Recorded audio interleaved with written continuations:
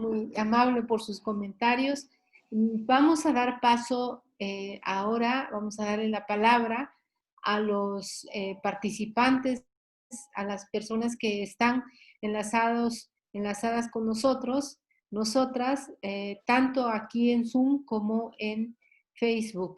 Yo sugiero leer los comentarios, las preguntas, y después les vamos a dar la palabra a ustedes para que puedan hacer una respuesta y hacer con unas palabras de cierre esta presentación que al final le vamos a dar la palabra también a Leida para que nos cierre la actividad. Muy bien.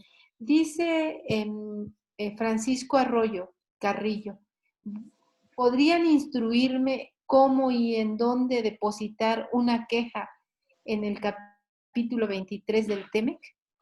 Y luego Abril dice que felicidades a Leida por su aportación intelectual al importante tema de cómo se inserta a las mujeres en estos logros laborales. Norma Malagón agradece a Leida la elaboración de este documento que nos permite centrarnos desde un enfoque de género en la participación de las mujeres en la vida democrática de las organizaciones sindicales. Coincido con la compañera de Canadá que hasta no garantizar entre otras cosas, políticas públicas que garanticen de forma efectiva el tema de los cuidados, es difícil que las trabajadoras participen en condiciones de igualdad. La Secretaría del Trabajo tiene aún grandes retos para garantizar de forma efectiva este derecho de las trabajadoras. En el chat también aquí tenemos una serie de comentarios. Dice José Alfonso, bueno, Alfonso Bouza se tuvo que retirar porque tiene otra cosa en este momento, pero deja felicitaciones, saludos. Mari Ellison comenta que me gusta este tipo de foros que le ha servido. Blanca Velázquez dice felicidades a Leida y a Enrique por sus aportaciones en este tema tan relevante. La reforma se llevará a cabo en 3 etapas hasta el 2023. Ya está en camino las 2 primeras. ¿Me puede decir, Alejandro, cuáles son los avances y pendientes en la igualdad de género? Felicitar enormemente a Leida por este trabajo relevante de creatividad y sabiduría. Ojalá la Secretaría del Trabajo abra un espacio concreto para operar estas propuestas. Ana Nolasco, de la Stunan, señala muchas felicidades a la autora por este material y gracias a cada presentador y presentadora por sus enriquecedores comentarios. Se vislumbran oportunidades, así como grandes retos. Estos son los comentarios que nos han hecho y yo quisiera pedirle a ustedes que pudieran dar una respuesta y que además pudieran hacer un comentario de cierre de su participación. Pueden tener hasta 5 minutos para hacerlo y después de Alejandro le pediríamos a Luise. Después pasaríamos con el doctor Larios y al final le pediríamos a Leida que haga también sus comentarios y sus palabras de cierre. Sin antes decirles que el link, el sitio para bajar el texto, ahorita ya he pedido que lo coloquen en el chat para que todos tenemos ese enlace y podamos bajar el documento, leer el documento y compartir el documento. Creo que aquí ya se ha dicho, yo lo reitero, es un documento muy valioso y yo creo que es un documento inédito porque hablamos del TEMEX desde muchos aspectos, pero no hemos venido hablando desde el enfoque que Aleida ha abordado este documento. Por eso me parece de gran importancia que lo conozcamos. Muy bien, antes de darle la palabra, voy a leer otro comentario que nos hace Rosalba Calva del Frente Auténtico del Trabajo. Agradece a la Fundación Ever, a las y los ponentes. Gracias a Leida por escribir sobre este tema tan relevante para la sociedad en general. Gracias a Luise. Castleman por ilustrarnos un poco de lo que sucede en Canadá. Es bien cierto que los problemas que viven las mujeres asalariadas es muy parecido en los 3 países que integran el TEMEC, guardando las dimensiones. Específicamente para las mujeres, esta nueva ley, eh, supongo que la Ley Federal del Trabajo, es una oportunidad para trabajar por lugares de trabajo libres de violencia. También Andrea nos comenta, en relación a la paridad total que incluye al mundo laboral, es central que la Secretaría del Trabajo sostenga un trabajo de largo plazo con los sindicatos para erradicar los criterios de discriminación de género que, como en toda nuestra cultura, han sostenido sus usos y costumbres y su práctica interna. Alejandro, tienes ahí mucha tarea, que te han puesto por acá. Bueno, muchas gracias a todos los que han puesto sus comentarios. Por favor, Alejandro, hasta 5 minutos. No, y muchas gracias por los comentarios y decirles que nosotros estamos comprometidos, pero también tenemos claro que esto no es tarea de una sola institución, ni siquiera de un solo gobierno. Se requiere de la participación de todos, porque si bien hay avances en materia jurídica, en materia legal, pues la reforma laboral no se va a hacer efectiva si no hay este cambio cultural que se requiere en cómo concebimos y cómo nos relacionamos laboralmente. Hay nuevos derechos, pero estos se tienen que ejercer y para ejercerlos se requiere de la organización de las y los trabajadores. De poco serviría el voto personal libre y directo y secreto, el principio de proporcionalidad en las dirigencias sindicales, si los titulares de estos nuevos derechos no los hacen valer. Entonces creo que esta es una tarea de muchos actores y que lo más importante en este momento es comunicar la reforma, concientizar sobre la importancia de estos cambios, no solo a los empleadores y a los trabajadores, sino también a los operadores del sistema en las instituciones públicas. Comentarles a quien quiera presentar una queja, un comentario, una consulta al amparo del capítulo 23 laboral, precisamente es mi oficina al interior de la Secretaría de Trabajo quien es punto de contacto para la administración de este tipo de comunicaciones y consultas. Lo pueden hacer llegar a mi correo que es aencinacn@stps.gov.mx y ahí podemos entrar en contacto. Avances y desafíos, bueno, yo creo que ha habido en las últimas años se ha acelerado avances significativos en la incorporación y en la participación de las mujeres en la fuerza de trabajo en nuestro país, pero hay que reconocer que también existe una brecha de género muy importante en materia de igualdad laboral y que basta con ver las disparidades salariales prevalecientes entre hombres y mujeres. Si bien con la política de salarios mínimos hemos logrado reducir esta brecha en 6%, también lo cierto es que actualmente las mujeres mexicanas reciben en promedio un ingreso laboral mensual 23% menor al de los hombres. Y esto evidentemente no tiene nada que ver con el mérito o con el esfuerzo, sino por condicionantes, determinantes sociales, culturales, que generan disparidades a lo largo de todos los ciclos de vida. Y lo que tenemos que ir avanzando, yo creo que el inmenso desafío es esto que ya se comentaba en la mesa, hacia un sistema nacional de cuidados. Hay que decir que la Cámara de Diputados ya aprobó una reforma en esta materia, en donde también hablan de la importancia de la corresponsabilidad de hombres y mujeres en las tareas de cuidados y de organizar todas las instituciones que están fragmentadas, dispersas, en un sistema único que nos permita ir avanzando. Pero también es cierto, para que este sistema llegue realmente a funcionar y a operar, y esto va a generar equidad en el mundo laboral, pues sí se requiere también de apostar por mayor financiamiento y por mayores recursos. También creo que la inclusión laboral de las mujeres, aquí tenemos muchos desafíos, temas, asignaturas pendientes que pasan por erradicar prácticas discriminatorias que como sociedad tenemos muy naturalizadas. A mí me gusta compartir 3 ejemplos. Aún hoy en día, en las ofertas de empleo publicadas en avisos oportunos, como en bolsas de trabajo, es frecuente encontrar como requisito, más allá del nivel de escolaridad o especialización, simple y llanamente ser hombre.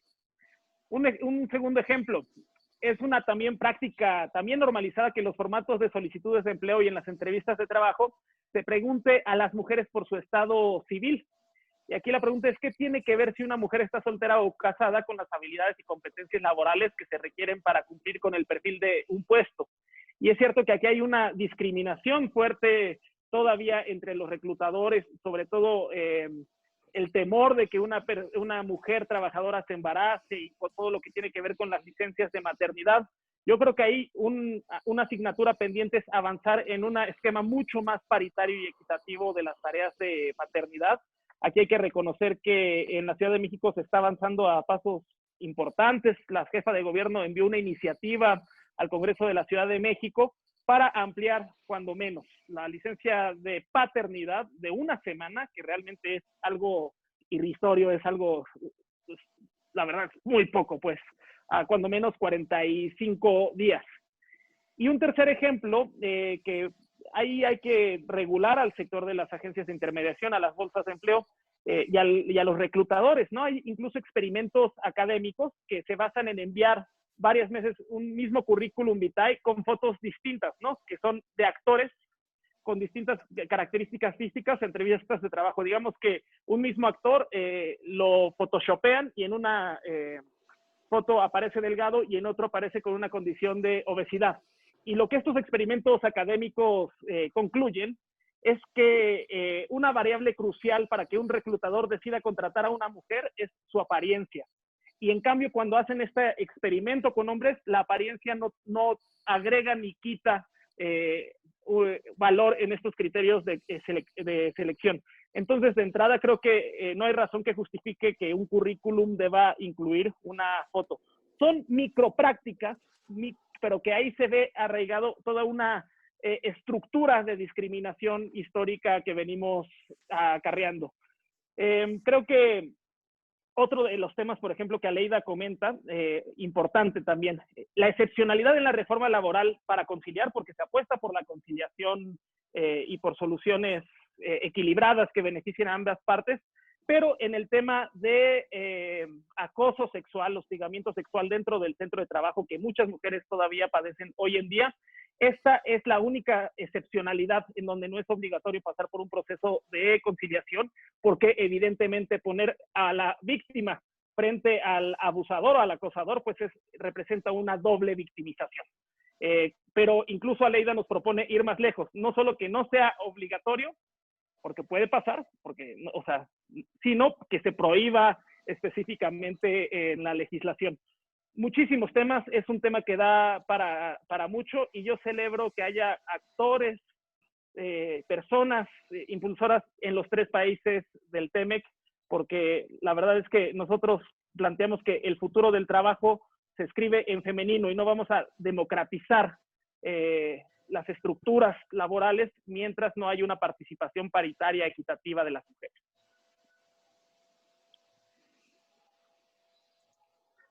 Gracias, Alejandro. Luise, por favor, tienes comentarios, preguntas que te han hecho. No te escuchamos. Bien, muchas gracias. Estoy un poco como no tengo doctorado ni licencia en leyes, ustedes todos tienen palabras muy, muy acertadas, muy ricas, pero yo comparto lo que sé y lo que he practicado. Eso es mi mundo. Quería hacer 3 comentarios.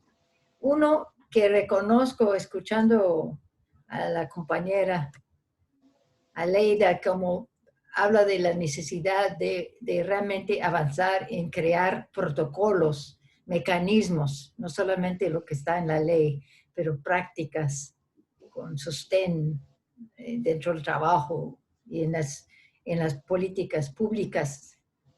Yo quiero enfatizar eso, porque eso es un poco lo que quería decir, pero ella lo dijo de manera mucho más bonita y mucha más fuerza. Entonces, yo creo que el documento de la compañera tiene pistas hacia esa dirección y le agradezco mucho porque me ayuda mucho a reflexionar sobre esto. El segundo aspecto que quería comentar, que fue un poco un aspecto que habló Enrique, es sobre la necesidad de involucrar más al empleador. Ahora, depende mucho del sector, ¿no? Hay unos más más disponibles que otros, mucho más avanzado en pensamiento y otros mucho más retrógrados. Eso es una verdad en Canadá o donde sea. Yo tuve una experiencia recién en Colombia que con ayuda del Ministerio, digamos, del Trabajo de Canadá, que está tratando de, dado una queja que puso el Congreso de Trabajo en Canadá en contra de las prácticas laborales realmente negativas que hubo en las casas de la Ingenio Azucarero Cabañas y en el sector petrolero, en contra del uso en Colombia. Hubo una queja que se presentó dentro del capítulo laboral que existe dentro del Tratado de Libre Comercio con Colombia. Y yo participé con el Congreso de Trabajo en un encuentro en Colombia que fue propiciado por la Universidad de Ottawa y el Ministerio también de Canadá y también de Colombia para ver cómo iba a proceder esos casos. Y se supone que esos casos, el resultado de este procedimiento de la queja que se antepuso, era de eliminar ciertos aspectos muy negativos de prácticas laborales en Colombia. No voy a entrar en esos detalles, pero a dónde iba es que insistieron que existiera con nosotros en esa discusión con el movimiento sindical colombiano, que conocemos muy bien, también el sector empresarial. Entonces yo un poco, bueno, no va a ser muy interesado en eso, pero fue interesante cómo se abordó la temática y se involucró el sector empresarial. Y hay un nivel de diálogo que no existía hace unos años porque un poco se forzó. Yo no sé dónde va a llegar todo eso porque tenemos una serie de discusiones y de tablas, de mesas de discusiones que tenemos que tener y por el COVID quedó un poco truncado el proceso. Y también tenemos el sector empresarial canadiense que está dentro del sector transnacional, ¿no? Que está interesado en los avances, están interesados en los avances del comercio internacional, de un lado. Entonces quieren hacer lo posible para ver cómo pueden colaborar para que jalar un poco un sector empresarial un poco menos dispuestos por parte de Colombia. Pues es una experiencia muy interesante. Y yo tuve que aprender a entrar en diálogo con ellos, que me gusta, que no me gusta, ese es el juego, esa es en la cual estamos, ¿no? Para tratar de avanzar los derechos y eliminar los asesinatos y todos los demás cosas que hay en Colombia. Tenemos que trabajar todos conjuntamente. Entonces, no es fuera de la experiencia sindical también en Canadá, con muchas reservas, pero ahí estamos. Y quiero otra vez mencionar este programa que lo mencioné, pero eso a nivel de que el empleador en ese caso es el gobierno de Canadá. Y el gobierno de Canadá tiene protocolos, por ejemplo, cuando ellos están abriendo el nivel de trabajo, tiene que entrar en cierta paridad sobre las mujeres, hombres, gente de grupos raciales, etc. Entonces, esto está dentro del protocolo aceptado por el gobierno canadiense, que dentro de la fuerza de trabajo a nivel estatal tiene que representar la verdadera naturaleza de la población canadiense, que no es blanca, nada más, ¿no? Entonces, el gobierno canadiense, junto con el sindicato nuestro, que es la correspondiente, hemos tenido ese programa donde la responsabilidad para el avance de estas cuestiones, por ejemplo, los derechos de los discapacitados al trabajo, a ser respetado, etcétera, la dignidad, las mujeres, los grupos racializados, etcétera, los indígenas, etcétera, y la gente de diversidad sexual. Esos 5 grupos están en un programa donde el empleador es igual de responsable que nosotros que cambiar la cultura dentro del lugar de trabajo. Eso es mucho más difícil hacer en el sector privado, pero el hecho que le hemos empezado en el sector público es muy interesante y se ve en los ministerios, se ve en muchos lados, y un avance. Entonces, cuando el sindicato está negociando o tomando un caso de alguien que fue herido o insultado o lo que sea en el trabajo, por ser mujer, por ser de color, por ser gay, por lo que sea, hay cierto sostén que el Estado no puede ir para atrás porque tiene que respetar esos protocolos que ya existen en la función pública. Por ejemplo, en la función pública puede ser una manera, porque yo sé que el TEMEC no trata eso, pero yo quiero ir más allá. La función pública puede ayudar a trazar un nuevo camino que va a ser reflejado también en la sociedad, a nivel de las condiciones de trabajo, a nivel de la diversidad, a nivel de respecto a las mujeres, la dignidad del trabajo, etc. Nada más. Y el último punto, que no va a haber cambio si el sindicalismo no cambia también. Porque la práctica del mismo, supongo una reunión sindical, es una manera de funcionar que es muy masculina, es verdad. Es de verdad en México, en Canadá, en la India, donde sea, ¿no? Y tenemos ese reto. Y eso no lo va a cambiar el hombre, eso lo va a cambiar la mujer. Bueno, el hombre que es consciente sí va a acompañar, pero tiene que ser cambiado por la mujer. Yo digo, así. Gracias. Doctora en sindicalismo, muchas gracias por sus palabras. Ahora le damos la palabra al doctor Larios, por favor. Hasta 5 minutos, doctor Larios.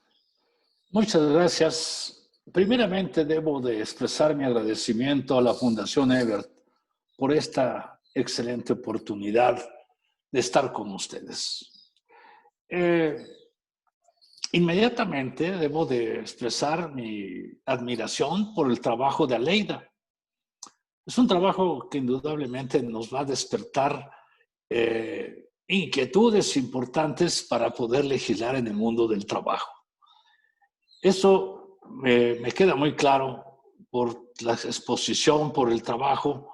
Qué bueno que haga este tipo de análisis y este tipo de conclusiones. Una cuestión que yo quisiera resaltar es que en el Tratado México, Estados Unidos y Canadá, que exista un capítulo laboral es un gran avance. ¿Por qué es un gran avance? Vean su antecesor, el Tratado de Libre Comercio. Solamente hablaba de la libertad del tránsito de mercancías y de capitales. El ser humano está borrado. Busquen alguna cuestión que sea de carácter laboral.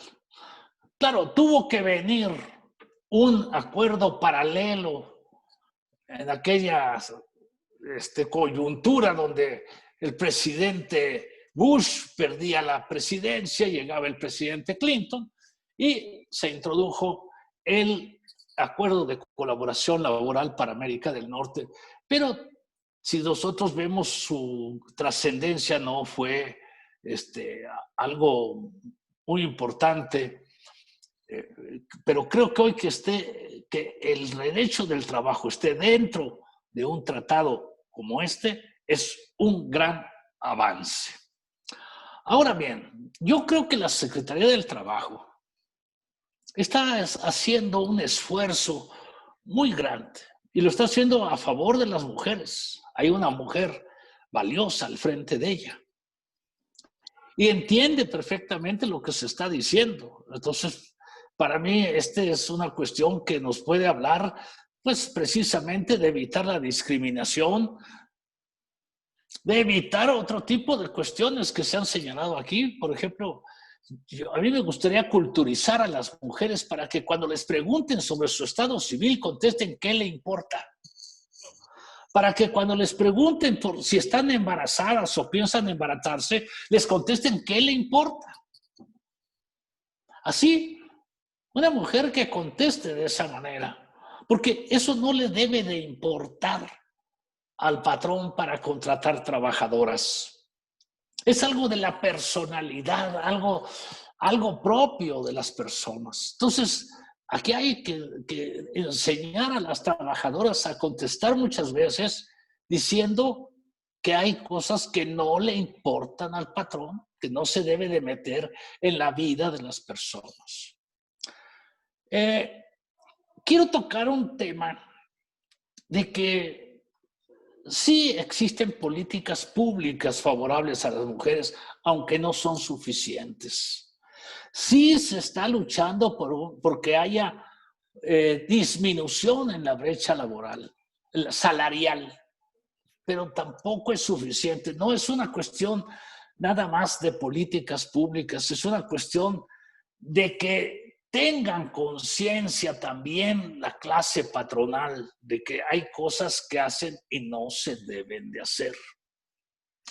Pero también quiero señalar que en el campo de la subcontratación, las mujeres son sujetas de discriminación, son sujetas precisamente de violencia y las trabajadoras no tienen medios para defenderse. ¿Por qué razón? Pues a una trabajadora que sea hostigada laboralmente por el patrón verdadero, no por el patrón parásito, sino por el patrón verdadero. El patrón verdadero, cuando si no responde a sus requerimientos, no tiene necesidad de despedirla. Con que levante el teléfono celular y le hable al patrón parásito, le va a decir: oye, patrón parásito, llévatela. Y se la lleva. Ahí la subcontratación, ahora que hemos estado hablando de este tema recientemente y que se aplazó para el año entrante, es donde se debe de buscar la protección de la mujer para que no sea sujeta precisamente de estas cuestiones. Esos son campos que verdaderamente le hacen a uno molestar cuando sabe uno de cosas, porque yo soy defensor de trabajadores y de trabajadoras. Y cuando nos llegan con algunas cuestiones como las que estoy comentando, no las estoy inventando, no son de teatro ni de lecturas, no, son de la vida real. Es cuando nosotros decimos, bueno, ¿y por qué este señor patrón verdadero se escuda a través de un patrón parásito que solamente está haciendo estas cuestiones? O sea, hay que pensar todos esos recovecos del derecho del trabajo, sobre todo esta figura de la subcontratación que la introdujeron en 2012 y que pues los patrones no la quieren soltar. No, dice, ¿cómo de que no? Si nosotros nos gusta tener a los trabajadores más que cualquier otra cosa, los queremos tener sometidos. En el campo de las trabajadoras domésticas, ¿cuántas trabajadoras del hogar no son contratadas precisamente a través de este tipo de empresas? Porque cuando el patrón quiere, se deshace como si fuesen alguna mercancía. Pero en fin, podríamos hablar de muchas cosas. Creo que hay muchos avances, pero también creo que no nos debemos de conformar con lo avanzado, sino de impulsar todos los elementos que nos permitan tener un mundo donde esté también erradicada la discriminación, donde esté protegido el trabajo infantil de las mujeres. Ese es otro tema. ¿Cuántas mujeres en edad verdaderamente de infantes están trabajando o van a trabajar por una gran necesidad? Pero en fin, podríamos hablar de muchos temas. Pero Cronos es el Dios verdadero que nos dice hasta aquí. Yo les agradezco mucho su gentileza de escucharme y quedo atento de todos ustedes. Muchas gracias. Gracias, doctor Larios. Aleida, por favor. Pues yo, primero que nada, volver a agradecer a a la Red de Mujeres Sindicalistas esta oportunidad de trabajar juntas, después de tanto tiempo que tienen ellas tratando de democratizar el mundo del trabajo, contribuyendo a eso, y también desde una perspectiva de género. Y a los comentaristas, al doctor Enrique Larios, al doctor Alejandro Encinas y a la doctora Luisa Kasselman, doctora en sindicalismo, que es todo lo que nos ha comentado que sucede en Canadá, que desde acá pensaríamos que no sucede, que es un mundo aparte, que es muy diferente. También en términos de lo que le sucede a las trabajadoras canadienses en Canadá, precisamente. Entonces, todo lo que he escuchado de ustedes, tomo nota, me parece importante. Por eso este tipo de documentos, de estudios, lo que tienen el propósito de empezar o de continuar y profundizar una discusión y articular rutas de trabajo. Creo que en términos también de lo que han estado preguntando en el chat y los comentarios de Ana Salic, Abril, Luz María Salazar, Blanca Velázquez, que también me está diciendo que sí, ¿qué podemos hacer a quiénes tenemos que involucrar, dice, para lograr la democratización laboral de género? Allí me parece muy importante también que se sumen las universidades, es decir, llevar estas discusiones y generarlas desde las universidades, porque los profesores, las profesoras que están en el mundo del trabajo también tienen que dar cuenta de estos nuevos conceptos o de estas nuevas estrategias para democratizar el mundo del trabajo, no solo democratizar a los sindicatos, democratizar a los empleadores, democratizar las instituciones laborales, desde las ejecutivas, las legislativas y las jurisdiccionales, sino desde las mentalidades que luego se convierten en los operadores jurídicos, que van y a pesar de tener las leyes más avanzadas, mejor pensadas por las personas que están articuladas y organizadas y intentando democratizar el mundo del trabajo, a pesar de que ellos lo están haciendo, resulta que en las facultades de Derecho, de Ciencias Políticas,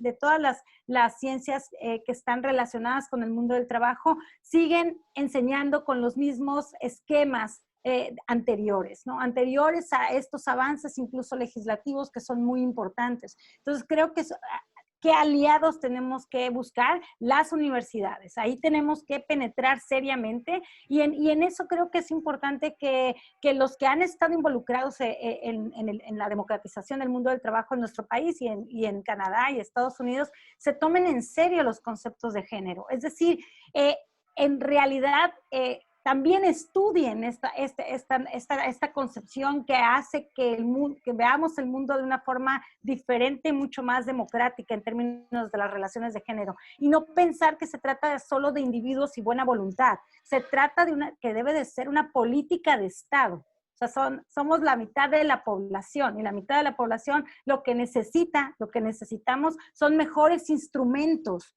para la justicia laboral.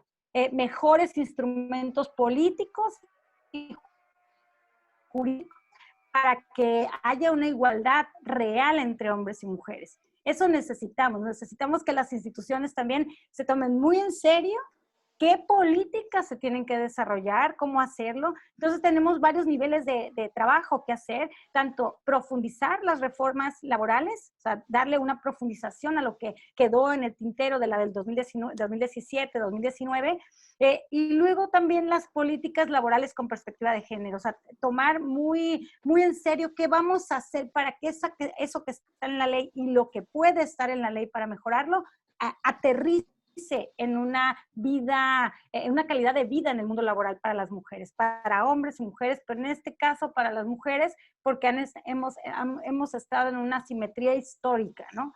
Y luego la democratización de los sindicatos y de los empleadores, que es todo un tema. Entonces me parece que hay todo un trabajo que hacer, que ya se ha venido haciendo hace muchos años, pero que tenemos que seguir impulsando y tenemos que seguir trabajando en ello, ¿no? Como se ha hecho todo el tiempo, pero incluso con una novedad, que es ponernos los lentes violetas. Ponerse los lentes violetas no significa que a las mujeres nos deben de no tocar con el pétalo de una rosa, que yo entiendo que el doctor Larios lo dice así. Lo que necesitamos es instrumentos eficaces para que eso se convierta en una realidad, para que nadie nos toque, ni a ustedes ni a nosotros con nada. Simplemente haya justicia laboral y haya una igualdad de condiciones y de acceso a los empleos y de liderazgos sindicales, mujeres también, y que haya mejores tratamientos jurídicos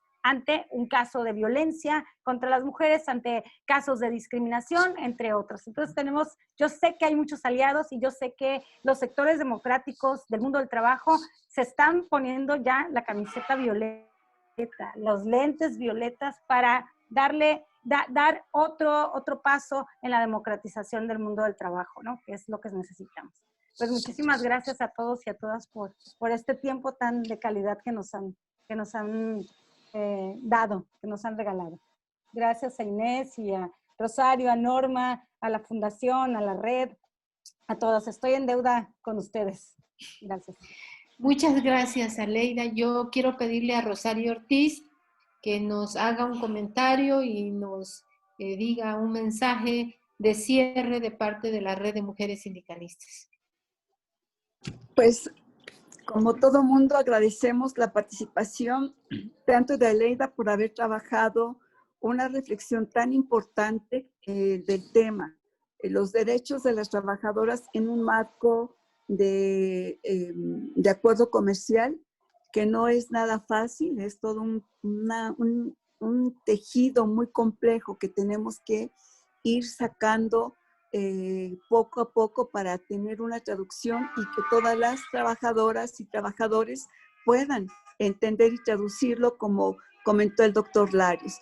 Y los comentarios de Alejandro y de Luis, pues lo que nos dejan ver es la necesidad de construir una política integral, una política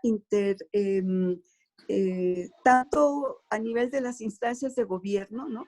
Pero también con esa articulación que se tiene que reconstruir con los organismos defensores de derechos humanos, sociedad civil, donde están los sindicatos, y que esto pueda abonar a un nuevo diálogo social que nos permita justo todos estos elementos que se colocan, que se reflexionan. Y como dice Aleida, no es una tarea individual de una mujer, es una tarea de la política pública del Estado, de la política de la sociedad civil propositiva, activa, con propuestas siempre que permita colocar al gobierno en la línea de avance, de progresividad de los derechos. Bueno, creo que Aleida nos coloca una serie de reflexiones y tareas en esta última parte que ella lo plantea, y creemos que las personas que estamos en este foro participando y reflexionando junto con todos y todas, pues nos lleve a construir políticas o propuestas en donde podamos integrar una forma de garantizar la implementación de la ley, pero garantizar los derechos de las mujeres en un ambiente sano, igualitario y libre de violencia laboral, para que esto pueda ser realmente una relación laboral respetuosa, incluyente y de progresividad en derechos. Muchas gracias a todos y a todas. La Red de Mujeres Sindicalistas abonará todo este trabajo. Volvemos a agradecerle al Fondo Canadá el apoyo que nos está brindando, porque esto nos abre un abanico de posibilidades para seguir trabajando y armando propuestas que permitan el avance de las mujeres, como lo colocamos en el título del documento. Gracias a todos y a todas, y que pasen un encierro compartido con la familia y lleno de salud, que es lo que todos y todas queremos en este país. Gracias. Gracias, Rosario, muy amable por tus palabras. Pues me resta decirles que este documento que Aleida nos deja y que ya pusimos aquí el enlace para que ustedes lo puedan bajar y lo puedan compartir con todas las personas posible.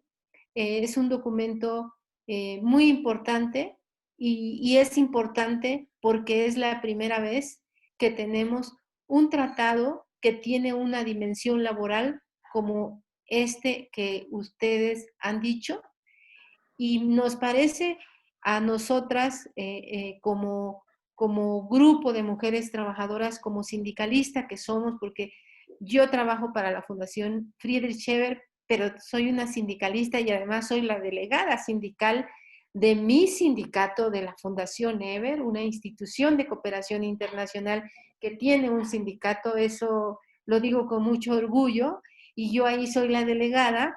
Y entonces este documento es un insumo muy importante para la formación, para los talleres que en el próximo año vamos a hacer, porque es muy importante que las trabajadoras y los trabajadores conozcan de qué se trata este acuerdo, qué es lo que dice ese acuerdo, qué es lo que tiene que hacer México, por qué es importante que cada una de las personas que están ocupados en sectores estratégicos de la economía mexicana deben de conocerlos, todos, pero yo pienso que hay sectores estratégicos que tiene todo un destinatario desde el tratado, desde este acuerdo. Realmente es un trabajo fundamental y yo puedo decir, porque me siento muy orgullosa como la autora, de que es un trabajo inédito. Nadie habla del tratado desde la perspectiva de género, nadie. Y la Red de Mujeres Sindicalistas lo está haciendo. Y nosotros en la Fundación Ebert pues nos sentimos pues muy contentos y contentas de que estamos acompañando este proceso, este trabajo, y vamos a acompañar en el futuro toda la formación que la red se empeñe a partir de este documento. Muchas gracias, Luise, por esta opinión de que juntos, ¿no?, lo tenemos que hacer. Gracias, Alejandro, porque efectivamente, si este tratado, este acuerdo anexo laboral 23-23A no llega a las manos, no llega a que los trabajadores y las trabajadoras se apropien de ello, pues no sirve, dice Alejandro, ¿no? No servirá una reforma laboral tan importante como la que dijo el doctor Larios, ¿no? Todo lo que el doctor Larios nos señaló, si los trabajadores y las trabajadoras no lo toman en sus manos y exigen su cumplimiento, su aplicación, pero es un proceso largo, porque ha sido largo el control de los trabajadores y las trabajadoras en este país. Por eso tampoco podemos decir que va a ser un proceso de corto plazo, y sí, el gobierno está haciendo mucho trabajo para implementar esta reforma, pero todos y todas en esta sociedad nuestra debemos acompañar. Es la mejor reforma que hasta ahora hemos tenido. Y además el capítulo laboral del acuerdo con América del Norte. ¿Cuánta información tenemos que conocer las trabajadoras y los trabajadores? Y ese documento que Aleida elaboró lo tiene ahí escrito, resumido, concreto, fácil de comprender. Es un texto pequeño de difusión que no está en un lenguaje técnico, y que yo invito a todas y a todos que lo lean, que verán ustedes que una tarde que se sienten con un cafecito, en esta tarde fría, lo van a leer muy rápidamente y nos va a encender muchas ideas. Los invito a todas y a todos a leer este texto. Aleida, muchas gracias por el esfuerzo. Muchas gracias, Alejandro, Luise, Enrique, por su aportación, y a cada uno de las personas que aquí se quedaron.